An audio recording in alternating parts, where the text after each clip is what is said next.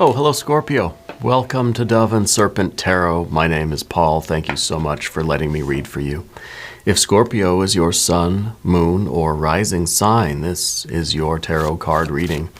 Remember to hit the like button, leave a comment, consider subscribing to the channel, especially if this reading resonates with you. If there is anything you would like me to pray over or meditate upon or send positive energy toward, please let me know. Now, this is going to be a general reading, so try to be open and receptive to whatever may come through during our time together. I am merely the messenger. And I ask you to connect directly with each of these cards and use your own intuition to take you beyond the details that I might provide. And remember, Scorpio, that the most important part of any tarot reading is you. Ace of Wands. This is awareness, right? This is enlightenment. This is consciousness. This is the beginning of a great idea. Okay? This is an inspiration. I feel like you are someone that you're somebody with a lot of ideas. You have a very rich imagination, and usually you kind of have, I think, like a lot of irons in the fire. You got a lot of different things going on. You like to be busy, you like to be part of a lot of things. I feel like right now, though, there's like one thing that you're like obsessed with, and you cannot wait to wake up in the morning and start doing it, right? You've just been hit with this bolt of lightning that it's got you fired up. Yeah. And I'd like to see this come to fruition. You know, this is the beginning of that energy. This is the beginning of that creative force and fire, right? It's got a long way to go before it really results in manifestation, before you have the fruit of your labor, the rewards of all this work. It seems like there's a long way to go, right? Maybe not. Well, we're going to have to put this into some context and see, okay? I think that Scorpio, you're sometimes prone to melancholy, okay? But there are those moments in life where something inspires you, something grips you so intensely that for the time being, this is the only thing that exists, right? Now let's see what this is. Let's see where it is taking you. Let's see what is required of you to fulfill this. The Magician. Oh, the Magician with the magic wand, the Ace of Wands, unstoppable, right? Unstoppable. This is perfect. The Magician has its electrical impulse, its fire from heaven, you know? You've got the Prince, or the Queen of Swords, the perspective, right? You got the Eight of Pentacles. And the Eight of Pentacles is kind of like a lot of irons in the fire in a way, right? It's a lot of things going on. There's a lot of fruit on the tree here, but you've got this new idea. I don't know, maybe these two. You could be an inventor. You could be someone that is really going to revolutionize some aspect of whatever field you're in. Okay, really significant. Let's keep going with our energy. We've got the Knight of Pentacles. Yes. Two of Swords. The Two of Swords sometimes is about this either-or choice, this dichotomy. Do I go left or right? Do I go up or down? Black or white? Hot or cold, right? There's a secret in that card, though, and I'll tell you that in just a minute. We have a Four of Cups, Seven of Wands, Five of Wands, and Five of Swords. The secret in the Two of Swords, of course, is that lunar energy at the very top. I don't know if you can see it. There's a little crescent moon up at the top there. And that's kind of showing an intuition. That's showing really a belief in yourself when you really don't believe in yourself. You know, it is showing really that the Magician has a connection with the universe, with spirit, that your mind may not understand, your mind may not agree with it. Your mind may be sort of reeling from the choices that are in front of you, but you will be guided by that spiritual light. Okay, let's select the mystery card bonus card, confirmation card. This is a random card from the Smith-Waite Tarot. This is the Factor, Infinite, and Unknown. And we're going to set it down with Danny, a.k.a. Tortuga, right on top. No, not Danny Carey. It's going to be the other Danny. Okay. We're not going to look at that card until the very end, though. All right. But it will tie everything together, and it will give us the confirmation that we need at the end of the reading. If you have a prediction for that card, I suggest you put it down in the comments, because it's a good idea to practice this intuition that is so important in your life right now. Okay, let's take a look around at what we have as far as our major arcana go. What do we have? We just got one. It's all about the Magician.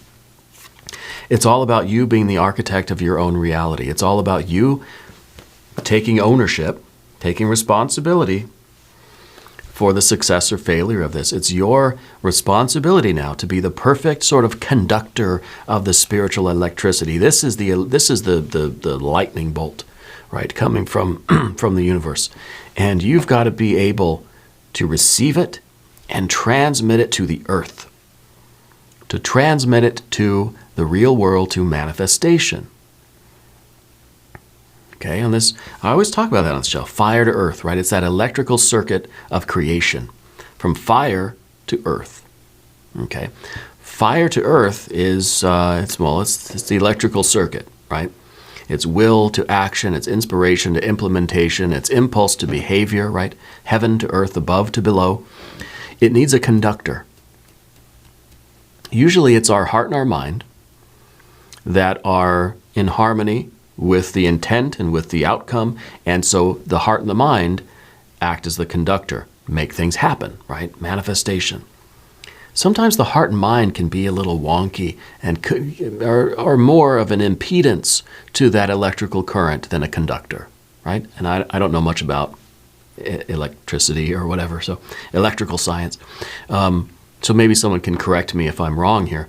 But the heart and the mind, while we want it to be the right conductor, sometimes it doesn't do a very good job. And so things don't manifest at all, or they don't manifest the way we really wanted them to. Okay? Something gets a little confuddled along the way with the heart and mind. But there's a secret here. The Magician. The Magician is the perfect conductor of that spiritual electricity,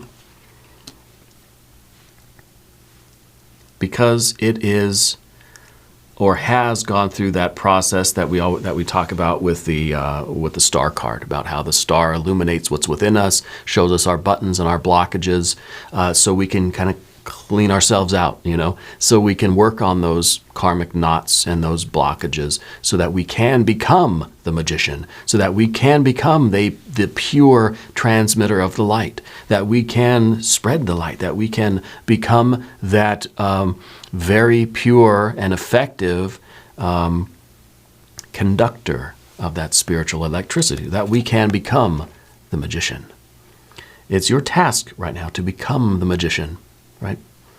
And, well, to become the Magician, I think you've got to do a little bit of work on your mental energy, okay? The mind, right? The idea of, well, I think your sort of, your slight tendency toward pessimism or melancholy, right? We've got the heart here and the mind here. And in this case, this is what the heart and the mind are interfering a little bit with this perfect conductivity. Okay, and I think that's why we don't see any more earth cards here. We've got our major arcana. This is what it's all about. You doing that internal work so that you can become the Magician. You recognize yourself as the Magician. Okay, and we, instead of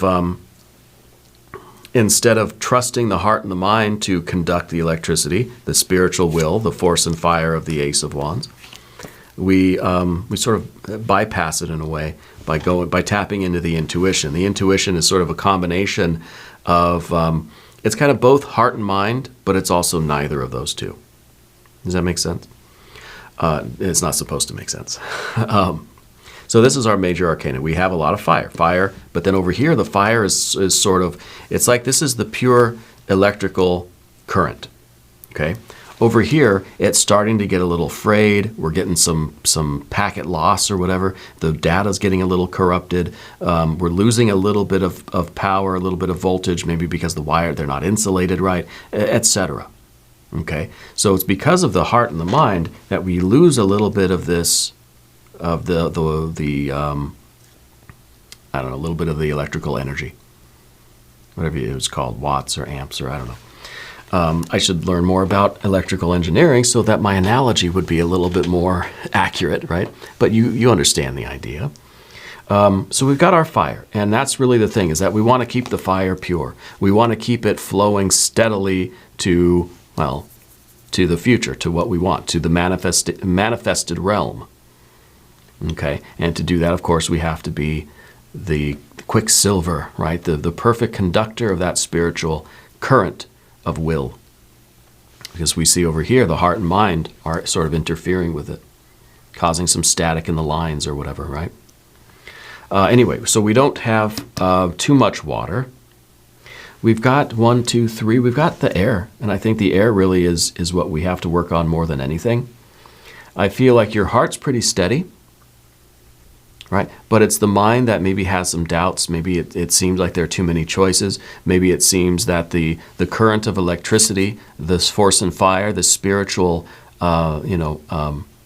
spiritual will, is kind of moving into part of the circuit where it could go left or right, and we don't know which way to go.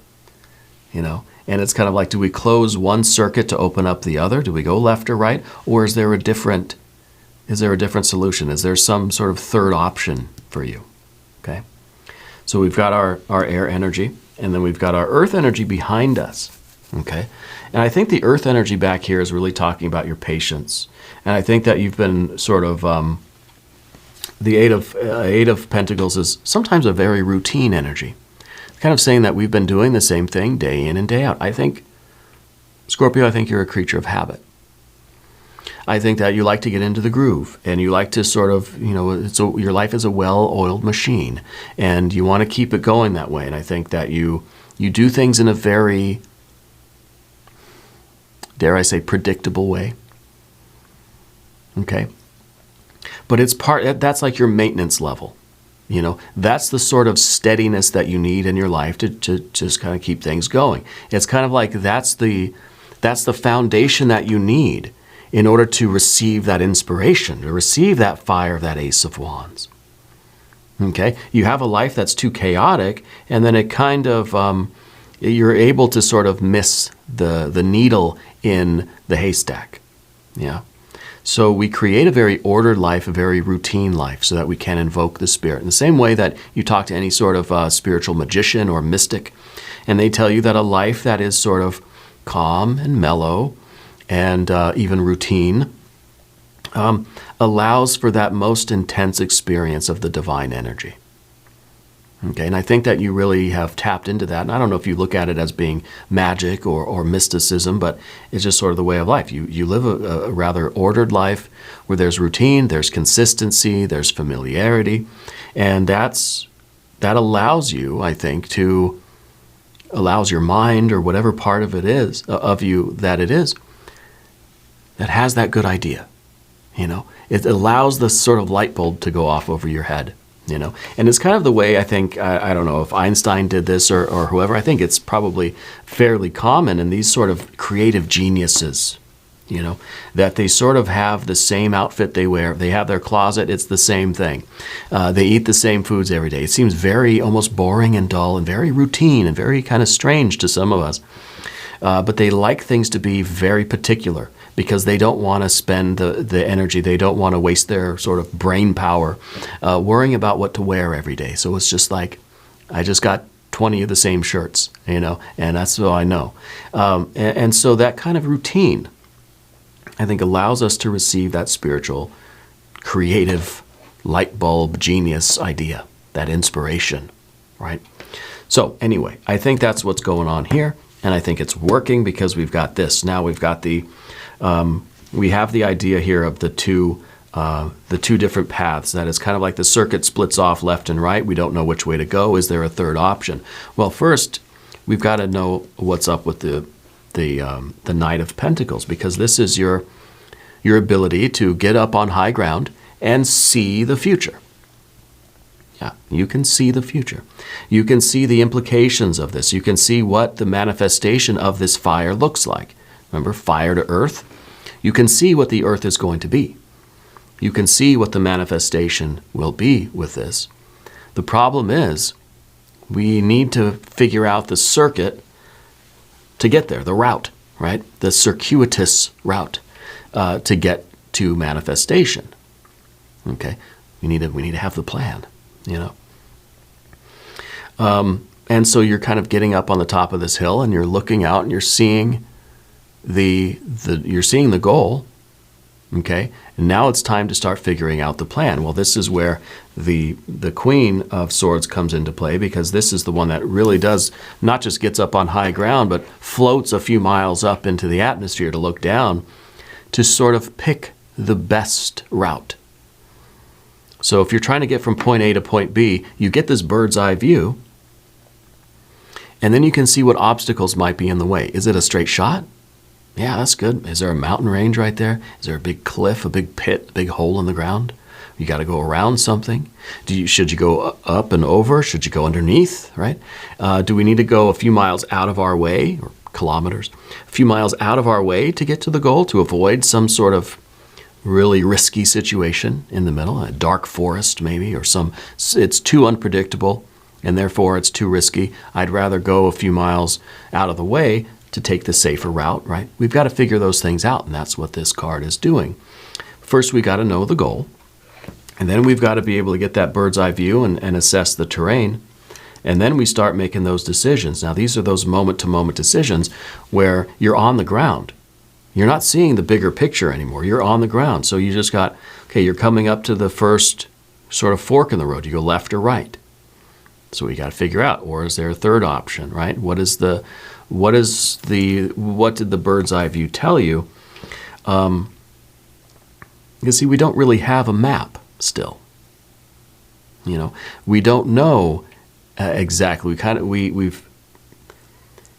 You've been able to get a fairly clear plan of what you need to do to get to your goal. But in the moment-to-moment daily decisions, there's no way to predict this, right? There's no way to decide ahead of time, because we don't know exactly what the road is going to present to us.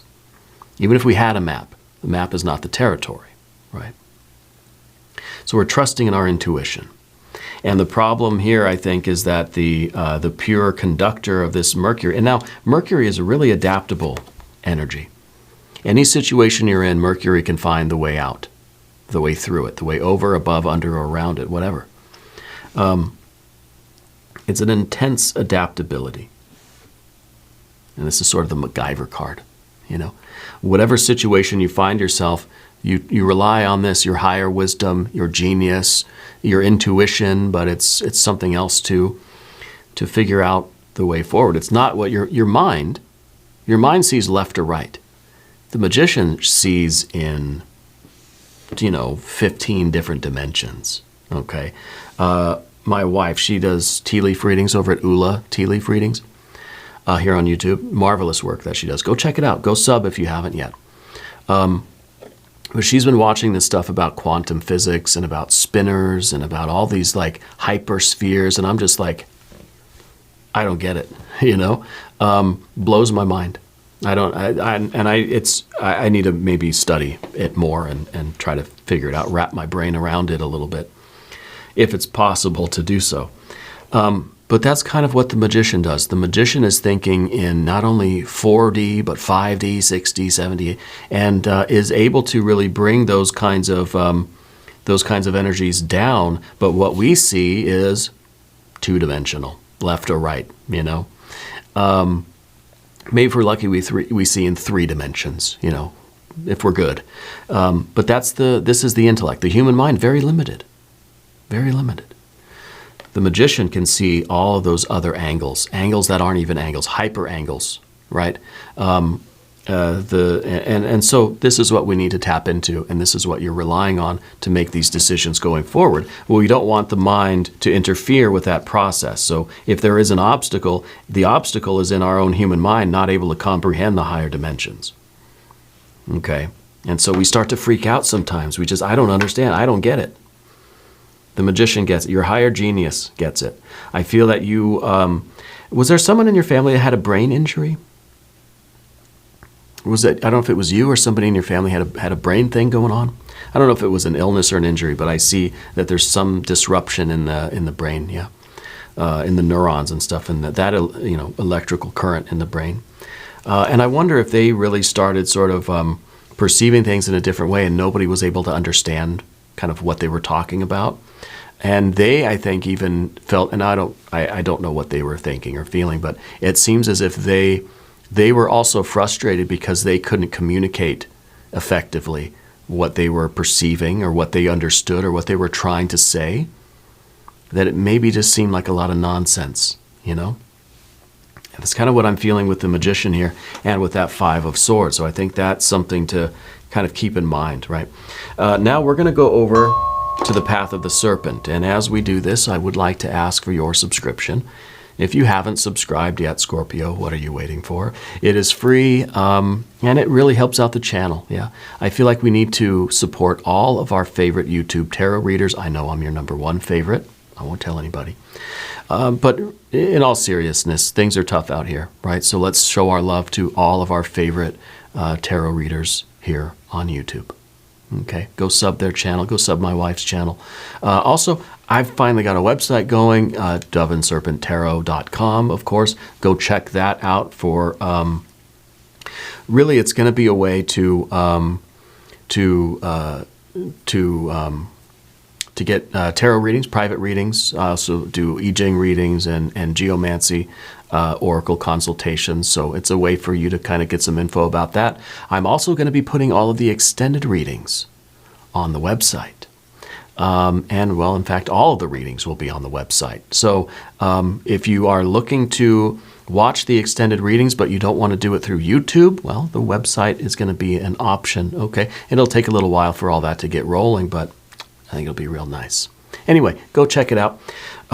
General energy, we've got Four of Cups. Four of Cups is just kind of saying your heart's just kind of just chilling. You're not in that sort of excited kind of state. And I think that this is really important, especially when we talk about the Eight of Pentacles, right? We sort of want that. And this is something that mystics will say and that I've read in a lot of books on mysticism, and I've found it to be true in my own practice. That if we live a life, if we have a routine, a daily life that is mellow, that is like sort of, that is without these peaks of desire, right, or emotion, or being upset, or even excitement, really. If we have this kind of steadiness to us, and it's almost an indifference, it's almost a heart that is just kind of very steady and not really moved by things. Okay, and it doesn't mean we're not feeling, but for this time being, we're on this magical retirement, right? We're doing this very intense thing. We don't want to be disturbed by anything. We don't want any agitation. We want our spiritual waters, our emotional waters, to be smooth, like glass. And you can see the bottom. We don't want the turbulence. We don't want a very rough sea. Okay, we want smooth water like glass. Because then it's easier to perceive the divine. Then it's easier for us to have those spiritual experiences, or to be able to invoke that higher genius to accomplish whatever this is that you're accomplishing. So I feel like right now, you're in this mood where people might say, God, you seem kind of like aloof, or you seem kind of indifferent to everything, or it seems like you don't care about anything. It's just, you feel a little bit apathetic. Yeah. And your response is yes. Because it's part of a strategy. It doesn't mean that you don't care about anything. It doesn't mean that you don't have feelings. In fact, the opposite. You feel so much that it can overtake you. So we're making the conscious decision to sort of keep that lake smooth water, like glass, okay? Because that's the way that we're going to be able to really use this higher dimensional magician energy to manifest whatever this big idea is that you have, right? Whatever this light bulb was. In the environment, of course, Seven of Wands, as much as we try to live a life that is calm and relaxed and almost tranquil, right? A lot of the time, the Four of Cups is a desire for tranquility, right? We're trying to do it. We're trying to just stay in this very mellow space, right? There's always something going on. And it's kind of like, you may have read this in various places for any of my brothers and sisters out there. I think you'll recognize this in the writings of Crowley. But as soon as you sit down to start meditating, everything is gonna come knocking at your door. This is when the neighbor's dog is going to start barking. This is when everybody's going to want to start a fight with you. You know, this is when every possible agitation in life is going to come knocking at your door. And I think this is even in the story of the Buddha. You know, as soon as we sit down and try to get to work on something, every obstacle that we could ever imagine is going to be thrown at us to see how we react and see if we respond. Now, in the face of all of this, and even the desk is getting squeaky with my elbow. In the face of all of this challenge, right? Are you still able to remain calm? Right? Or are we getting agitated? Is this the wind? Is this the current? Is this the turbulence that's going to stir up our mind, but also start stirring up our heart? See, like that? That's not pleasant at all. Can we be steady and calm? It's almost a stoicism. Okay? It's almost a stoicism, not as a lifestyle, not as an end in itself, but as a means to an end. I think you want to live a life that is full of passion, right? As full of feeling. That you want to feel things, right? But at certain times, as a part of a larger strategy, stoicism as the way to, activating, flipping the switch on the stoicism, to resist all of this. And I think that there is a lot of, there's a lot of stuff going on. Again, things are tough all over, right? Everywhere we look, there's some reason to be upset. There's something to fight against. There's something that's trying to fight us. It could be in your friend group, your family. It could be your pets, your plants, your people. There's always something that we can get agitated about. And then really a big thing is can we remain calm in the face of adversity or danger or crisis or calamity or chaos, right? How do you handle emergencies, I think, is another kind of thing. And I don't think that any emergencies are happening, but I think it's something that Spirit is kind of showing you needs to be worked on. How do you respond to stress? How do you respond to something happening in the world? Does it seem like everything is an emergency? Do we get frantic when something doesn't quite go our way? I'm sitting down to meditate, suddenly the doorbell rings. Do I freak out? Or do I just calmly get up, handle it, or ignore it, and then come back and sit back down? If we get agitated, and we go to the door, and it's the mailman, and we're still agitated, thanks for the mail, and then we go and we sit back down to meditate, we're so agitated, it's going to take the whole hour of our session just for us to calm down. So why don't we just stay calm to begin with, and we'll save ourselves a lot of time. Yeah, we'll make a lot more progress that way. This isn't exactly what this is about, but I think that sort of metaphor works for you, because I think it is part of what you need to work on. Really what we all need to work on, right? What we all need to work on.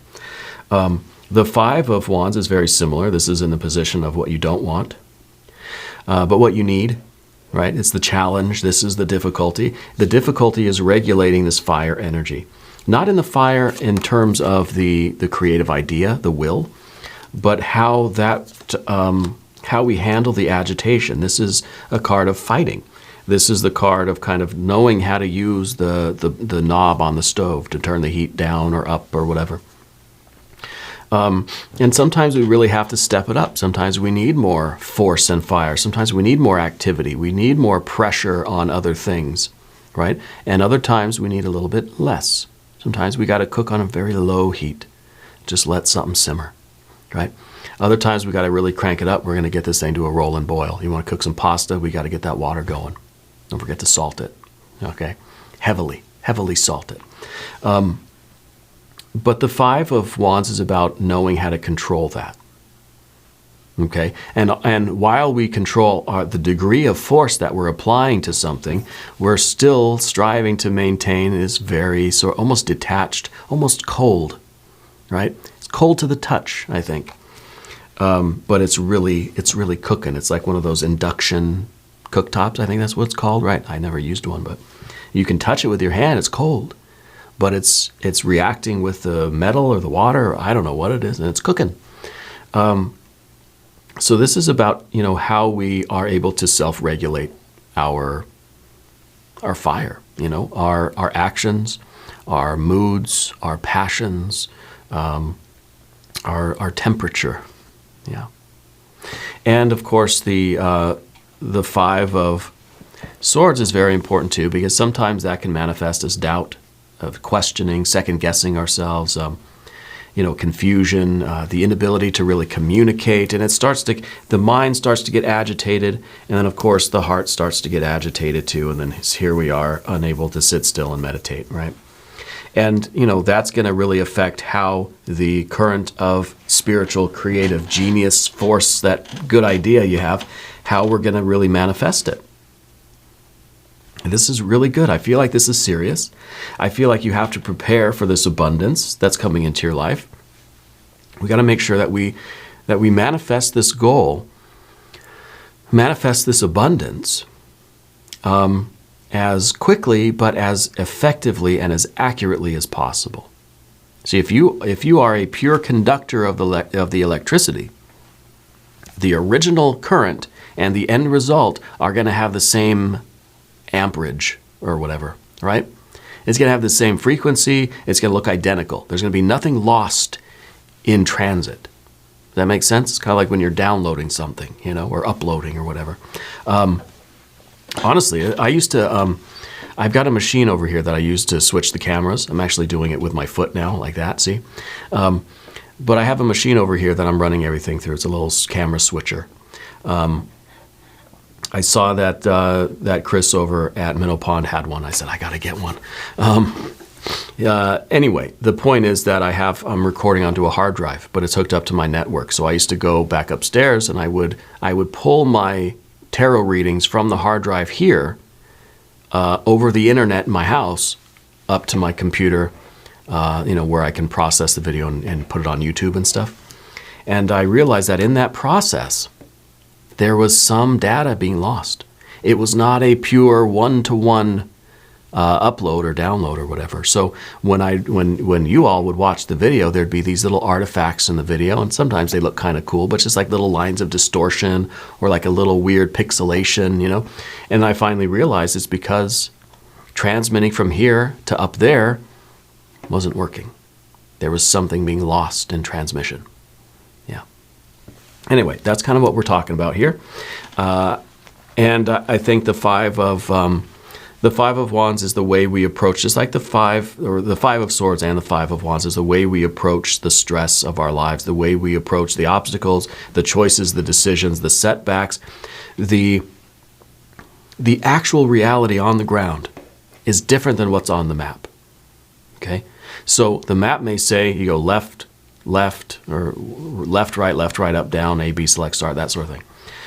But when we get there, it doesn't apply, right? And we could get frustrated, we could get mad, we can get disturbed and agitated by it, or we could adapt and roll with it and fix it. That magician energy, adaptability, right? So let's look at the mystery card. I want to see this to be a representation of the abundance that you are manifesting. I want to see this to be the result, right? I want a 9 or a 10 of Pentacles. I want an Empress card. I want a Wheel of Fortune. I want a Universe card. Any one of those would be good, right? If you have a prediction, now's the time. Put it down in the comments. Let's take a look. A Two of Swords again. Two of Swords again. But maybe this is it. Maybe that's the way. Maybe it's about taking every situation on its own, individually, at face value. Okay? Not trying to have one, and that's kind of the point of the fives here. Right? Not have one solution for every problem. Everything's going to be different. Everything's going to need a little bit more gas, a little bit less gas. You got to have a little bit lower flame. Sometimes you got to let it simmer. Maybe you need a little medium low for some things. Everything is different. It's not a one size fits all. This Seven of Wands is you kind of going around with a hammer, thinking everything needs a hammer. And therefore, everything's going to look like a nail, right? So realize that we have other tools in the toolbox, realizing that every problem, every decision that we make on this path right now is going to require its own solution, its own intuitive, adapting, higher genius, magician decision. Yeah? It's not a one-size-fits-all.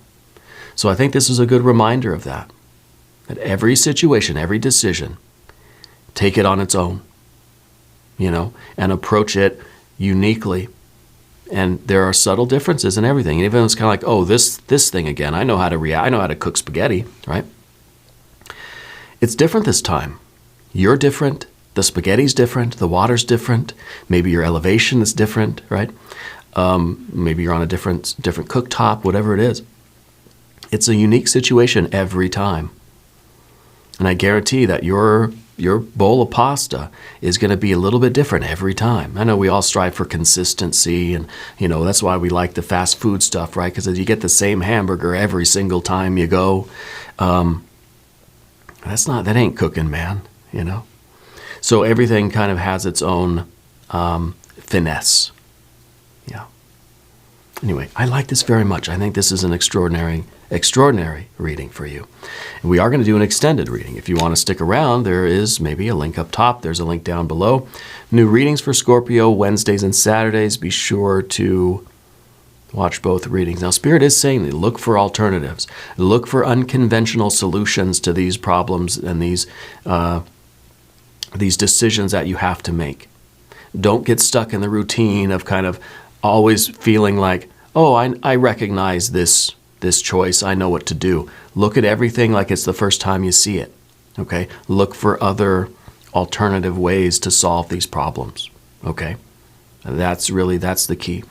If you haven't subscribed yet, please do leave a comment for me. Let me know where in the world you're watching from. I want you to know that you're the most important part of Dove and Serpent Tarot. I thank you and I love you, and we're all in this together.